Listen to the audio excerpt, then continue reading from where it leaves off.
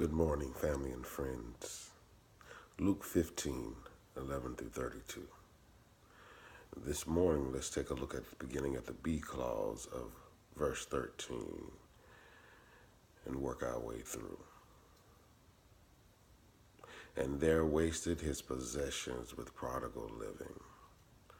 But when he had spent all, there arose a severe famine in that land, and he began to be in want.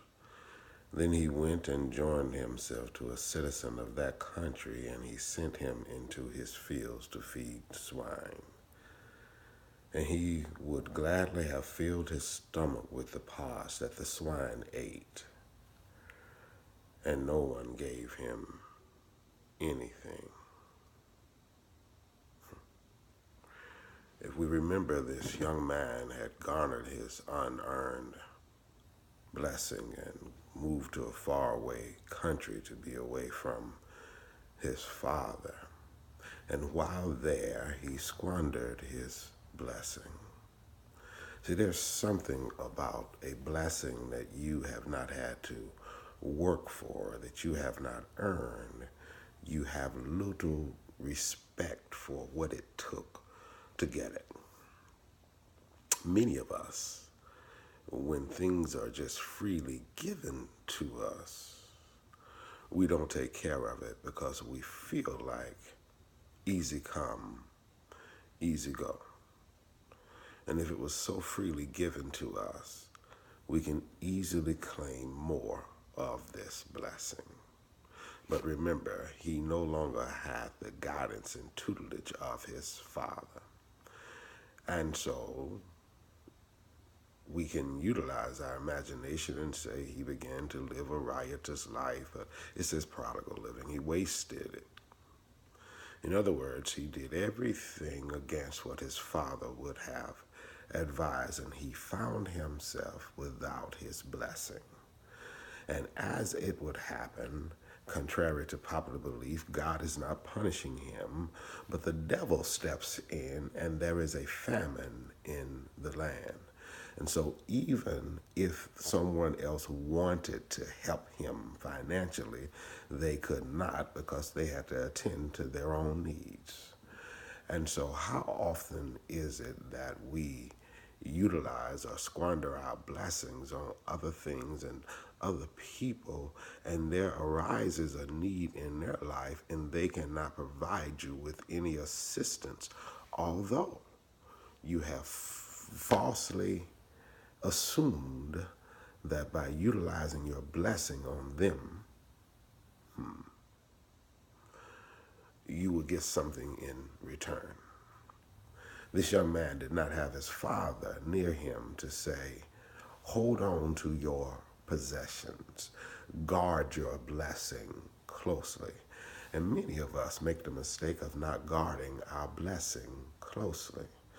We have to stop taking our blessings for granted.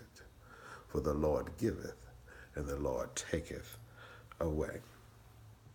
And so the Bible says here that he joined himself to a citizen of that country. He became a bondsman, if you will.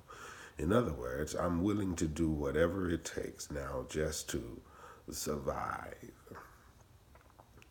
When we lose our blessings, unfortunately, we go into survival mode, and that has never been God's intent for our life, for us to operate in the mode of survival.